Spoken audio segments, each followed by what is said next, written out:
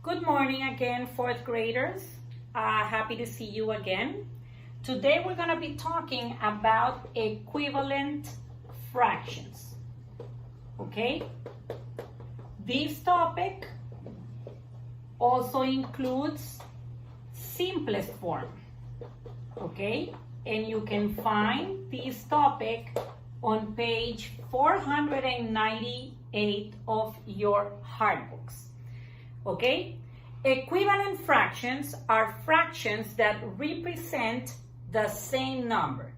That means that although they are written with different numbers, they represent the same value. You can see an example of this in the presentation that I uploaded in Enet for you. Okay?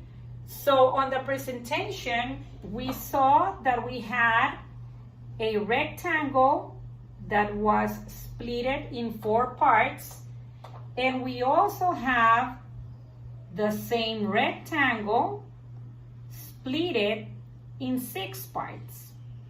Okay? If I color this part over here, okay, this part over here is exactly the half of the first rectangle. This same portion, if I extend these over here and I color these ones, okay, you are going to be able to see that it represents the same half, okay? It represents the same half, so they are equivalent. How can I represent that with a fraction? The fraction over here would be 2 over 4 would be the same as 3 over 6. Okay, these fractions are equivalent. And why are they equivalent? Because they both represent the same portion.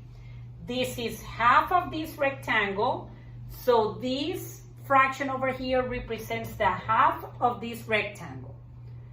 This one over here is half of this rectangle, so this fraction also represents 1/2.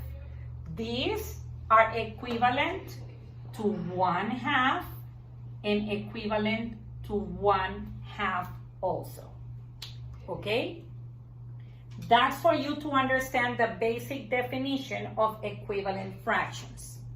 Why do we need equivalent fractions? Well, because more in advance, you're going to be able to compare them and you're going to have to make them equal to know which one is bigger or greater than or less than.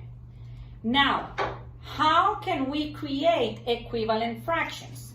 Well, we can make use of multiplication and division to create equivalent fractions.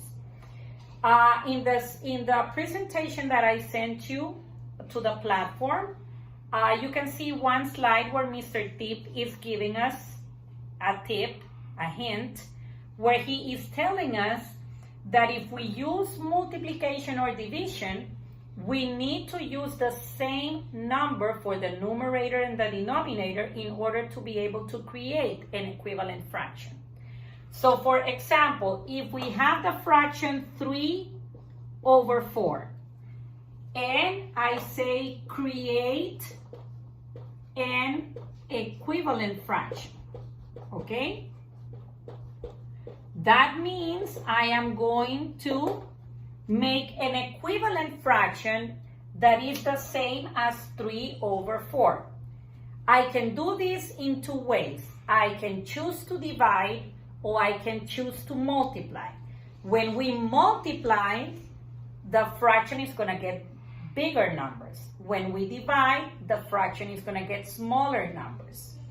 So, how can I know if I want to multiply or if I want to divide? Well, if we use multiplication, it is okay, always okay, because as long as you multiply by the same number, we should be okay. So in this case, if I decide to use multiplication, I am going to multiply the same number on the top and the same number in the bottom.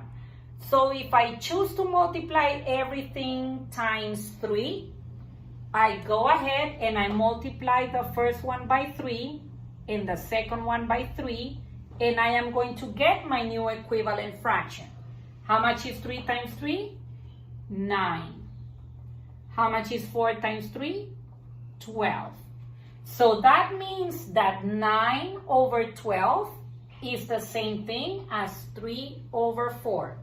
These two are equivalent fractions. And what did I use to make these equivalent fractions? I used multiplication. Now, I can also use division. I will show you an example with division. How can I know when to use which one? Well, if you have bigger numbers, maybe you can consider using division. Okay, so for example, if I have 12 over 24, okay, I need to create an equivalent fraction. If I decide to use multiplication, remember that if I decide to multiply, the fraction is going to get bigger, and I don't want that. In this case, I can probably use division. And if I use division, I need to think about a number that helps me divide 12 and that can help me divide 24. We can think of many numbers.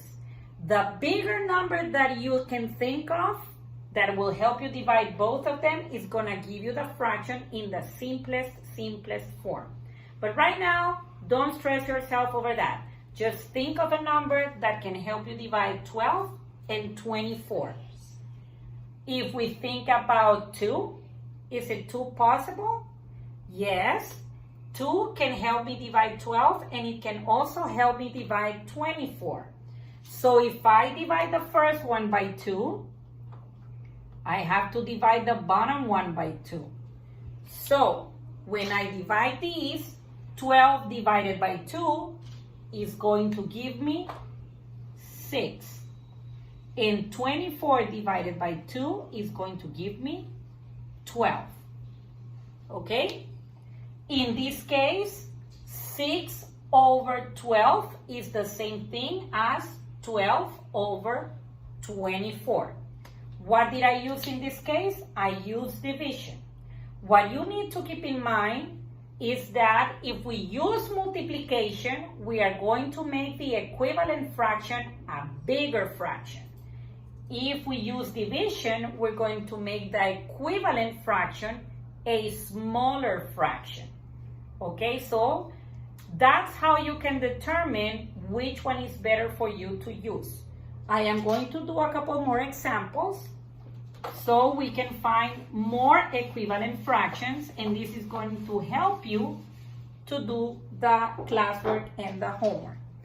If I have, for example, 3 over 6, and I have 5 over 7, and I can also write in here 18 over 36, okay? I can think of more examples of more numbers that can help me in these cases. It's up to you. Your answer is going to be correct whether you multiply or you divide. Okay, you just have to show me your work at all times so I know if you multiplied or if you divided. Okay, so on the first one, if I want to make an equivalent fraction, I can decide to multiply. Okay, so I pick any number that I want. Let's think about multiplying this one by 5. If I multiply by 5 on the top, I'm going to multiply by 5 on the bottom. So 3 times 5 will give me 15, and 6 times 5 will give me 30. Okay, I have my new equivalent fraction over here. In this case, I used multiplication. I have this other fraction here. I can pick up any number that I want. Remember that with multiplication, there is no problem. So I am going to pick, let's think about number 10. I can multiply this one by 10 and this one by 10. So I'm going to get 5 times 10, it's equal to 50. And 7 times 10 is equal to 70. And I have my new equivalent fraction.